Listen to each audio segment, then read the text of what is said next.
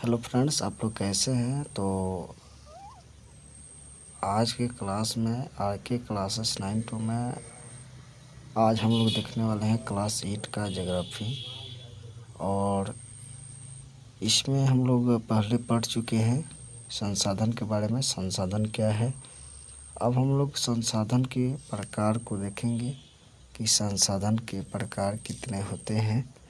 तो चलिए वीडियो को स्टार्ट करते हैं और देखते हैं संसाधन के प्रकार। तो यहाँ आप लोग देख रहे हैं कि संसाधन के प्रकार जो होते हैं वह प्राकृतिक संसाधन, वास्तविक संसाधन, संभाव्य संसाधन, जैव संसाधन, अजैव संसाधन, ठीक है। और प्राकृतिक संसाधन का विस्तृत रूप देखेंगे हम लोग। तो चलिए स्टार्ट करते हैं और देखते हैं। तो यहाँ पे आपको दिखाई दे रहा है प्राकृतिक संसाधन। तो प्राकृतिक संसाधन क्या है। तो जो संसाधन प्राकृतिक से प्राप्त होते हैं और अधिकांश संसाधन जो होते हैं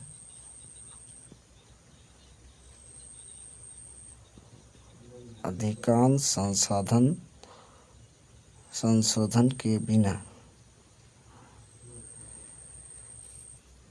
जो संसाधन प्राकृतिक से प्राप्त होते हैं और अधिकांश संशोधन के बिना उपयोग में लाए जाते हैं उसे प्राकृतिक संसाधन कहते हैं। जैसे में वायु हो गया जिसमें हम सांस लेते हैं, हमारी नदियाँ, झीलें का जल, मृदा, खनिज सभी प्राकृतिक संसाधन हैं।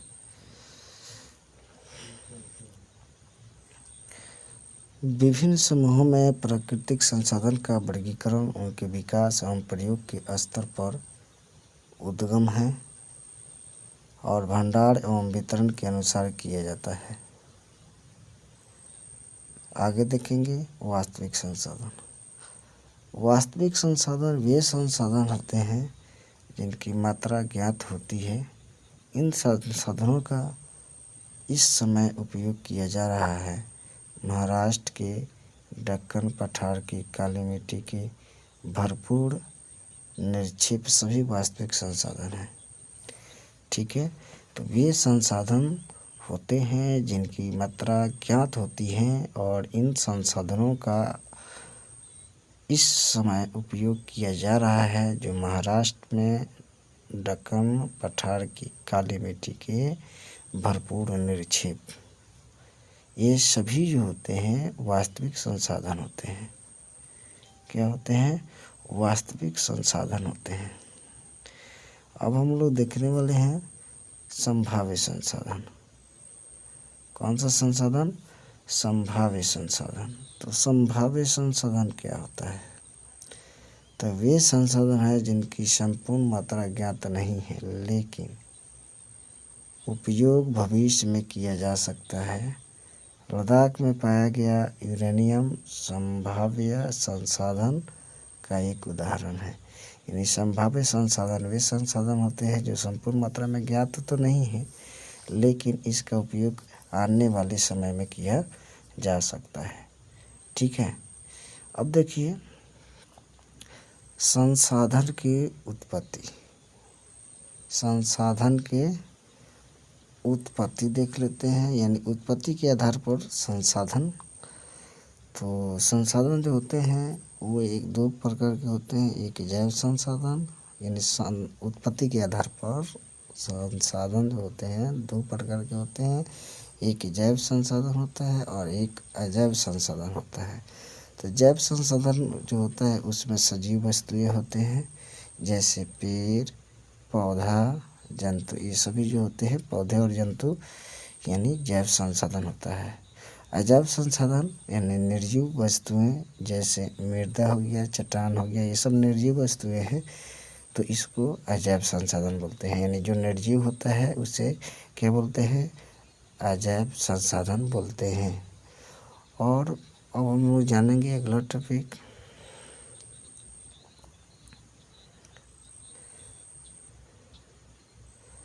प्राकृतिक संसाधन का विस्तृत रूप, यानी प्राकृतिक संसाधन का विस्तृत रूप क्या है, इसके बारे में हम लोग देखेंगे। तो संसाधन के प्राकृतिक अगर विस्तृत रूप के बारे में बात करें तो आता है नवीकरणीय संसाधन। तो नवीकरणीय संसाधन क्या है, तो वे संसाधन है जो शीघ्रता से नवीकृत अथवा पुनः पूरित यानी पूरित हो जाता है। इनमें से कुछ असीमित हैं और उन पर मानवीय क्रियाओं का प्रभाव नहीं होता, जैसे सौर पवन ऊर्जा। ये देखिए इसमें क्या होता है, सौर और पवन ऊर्जा पे जो है, ठीक है, इस पर मानवीय प्रभाव नहीं होता। मानवीय प्रभाव नहीं होने का मतलब ये है कि इसका मानव जो है छेड़छाड़ नहीं कर सकता है, ठीक है। तो इसको बोलते हैं नवीकरणीय संसाधन। अब उसके बाद नवीकरणीय संसाधन क्या होता है, जैसे जल हो गया, ठीक है। तो जल क्या है, नवीकरणीय संसाधन है, ठीक है। इसको तो नहीं तो मानव उत्पन्न कर सकता है और नहीं इसका विनाश कर सकता है, ठीक है। ये है प्राकृतिक संसाधन का विस्तृत रूप। चलिए नेक्स्ट देखते हैं। तो नेक्स्ट क्या है, नेक्स्ट है जिसे मृदा और वन का लापरवाही किया गया उपयोग भंडारण को प्रभावित कर सकता है। चलिए अब हम बात करते हैं अनवीकरणीय संसाधन की। तो अनवीकरणीय संसाधन क्या है, तो अनवीकरणीय संसाधन तो वे संसाधन हैं जिनका भंडारण सीमित है। ये भंडार एक बार समाप्त होने के बाद उनके नवीकरणीय अथवा पुनः पूरित होने में हजारों वर्ष लग सकते हैं, ठीक है। वे आपका क्या कहलाते हैं, अनवीकरणीय संसाधन कहलाते हैं। जैसे कोयला हो गया, पेट्रोलियम हो गया, प्राकृतिक गैस हो गया, मानव जीवन की अवधि में से बहुत अधिक है, ठीक है। माने मानव की अवधि देखा जाए तो उससे बहुत अधिक है, लेकिन ये क्या है, सीमित है। इसको हम क्या बोलेंगे, सीमित, यानी एक न एक दिन आने वाले समय में ये ख़त्म हो सकता है। जैसे कोयला हो गया, पेट्रोल हो गया, प्राकृतिक गैस हो गया, ये क्या है, नवीकरणीय अनवीकरणीय स्रोत है और ये सीमित है। सीमित का मतलब होता है कि इसका लिमिट है और ये कभी ना कभी ख़त्म हो जाएगा, इसीलिए हमें सही से इसका इस्तेमाल करना चाहिए, ठीक है। अब हम लोग जानेंगे संसाधन के वितरण। तो संसाधन के वितरण में क्या आता है, सर्वव्यापक। क्या आता है, सर्वव्यापक। तो जो संसाधन सभी जगह जाते हैं, जैसे वायु जिसमें हम सांस लेते हैं, ये सभी जगह जाते हैं। और स्थानिक देख लेते हैं तो वे संसाधन जो निश्चित स्थानों पर पाए जाते हैं, जैसे तांबा, लौह, अयस्क, ये क्या है, एक निश्चित स्थान है जहाँ पाया जाता है। ये सभी जगह नहीं पाया जाता है, तो इसको बोलते हैं अस्थानिक, ठीक है। तो ये संसाधन जो कुछ निश्चित स्थानों पर पाए जाते हैं, जैसे तांबा, लौह, अयस्क, ठीक है, ये आपका स्थानिक संसाधन है। अब हम बात करते हैं प्राकृतिक संसाधनों का वितरण भूभाग, जलवायु, ऊंचाई जैसे अनेक भौतिक कारकों पर निर्भर करता है। जैसे मानव निर्मित, तो मानव निर्मित जो होता है ये कभी कभी प्राकृतिक पदार्थ तब संसाधन बन जाता है जब उनका मूल रूप बदल दिया जाता है। लौह अयस्क उस समय तक संसाधन नहीं था जब तक मानव ने उससे लोहा बनाना नहीं सीखा था।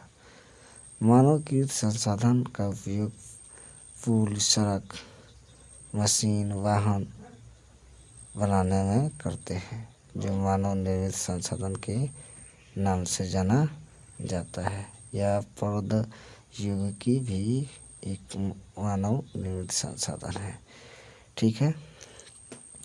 इसके बाद हम लोग देखेंगे मानव संसाधन। तो मानव संसाधन क्या है,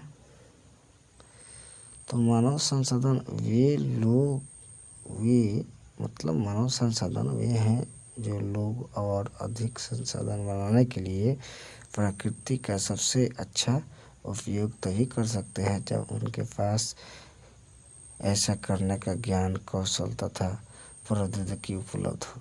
जब तक ज्ञान नहीं रहेगा तब तक हम कोई भी संसाधन यानी प्रकृति हो या कोई भी हो इसका सही से इस्तेमाल नहीं कर सकते हैं।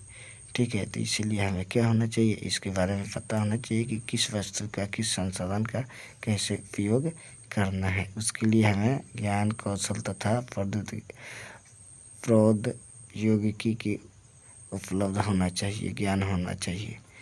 चलिए, मानव संसाधन का विकास यानी मानव संसाधन का विकास किस प्रकार हुआ, तो अधिक संसाधनों के निर्माण में समर्थ होने के लिए लोग की कौशल में सुधार करना। ठीक है, यानी मानव संसाधन का विकास तभी हो सकता है जब वह कौशल में क्या कर सकते हैं, यानी सुधार कर सकते हैं। ठीक है, चलते जानते हैं संसाधन संरक्षण। तो संसाधन संरक्षण क्या है, तो संसाधनों का सतर्कतापूर्वक उपयोग करना और उन्हें नवीकरण के लिए समय देना। ठीक है, तो ये बहुत इम्पोर्टेंट है। ठीक है, चलिए इसके आगे देखते हैं।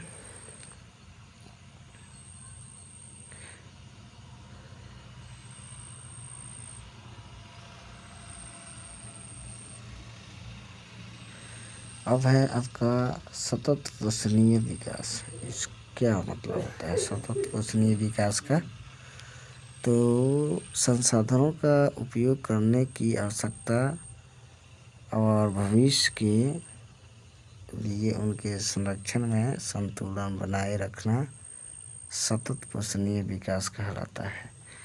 ठीक है, यानी संसाधनों का उपयोग करने की आवश्यकता और भविष्य के लिए उनके संरक्षण में संतुलन बनाए रखना सतत पोषणीय विकास कहलाता है। यानी कहने का मतलब ये हुआ कि जो भी हम संसाधन का उपयोग करते हैं, ठीक है, तो उसको जो है आवश्यकता के अनुसार भविष्य के लिए भी छोड़ देते हैं, यानी संरक्षित कर देते हैं। ठीक है, यही कहलाता है आपका सतत पोषणीय विकास। ठीक है, तो आई होप अगर आपको वीडियो पसंद आता है तो वीडियो को लाइक, शेयर और सब्सक्राइब करना ना भूलें।